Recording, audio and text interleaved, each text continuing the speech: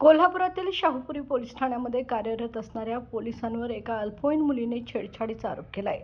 चेतन दिलीप घाटगे असा आरोपी पोलीस नायिकाचं नाव आहे। गुरुवारी रात्री 11च्या दरम्यान शाहूपुरी पोलिसात हा गुन्हा दाखल झाल्याची माहिती शाहूपुरी पोलिसांनी दिली आहे। कोल्हापुरातील डायमंड हॉस्पिटलमध्ये पीडिता आयसीयूमध्ये उपचार घेत आहे। तिचा जबाब घेण्यासाठी गेलेले पोलीस नाईक चेतन घाटगे यांनी त्याला स्वतःचा पर्सनल मोबाईल नंबर दिला। तू माझी मैत्रीण आहेस म्हणून पाठीवरून छातीवरून हात फिरवला।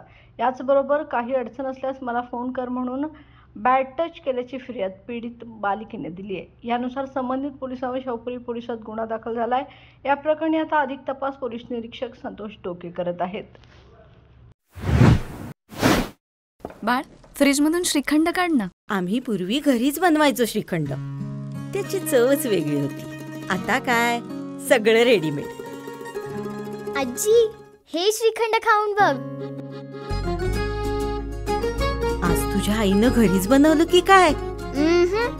हे आहे गोकुळचं श्रीखंड। अगदी जिभेवर रेंगाळणारं। जिभेवरच नाही तर मनावरही रेंगाळणारं। गोकुळ श्रीखंड, मनावर रेंगाळणारं।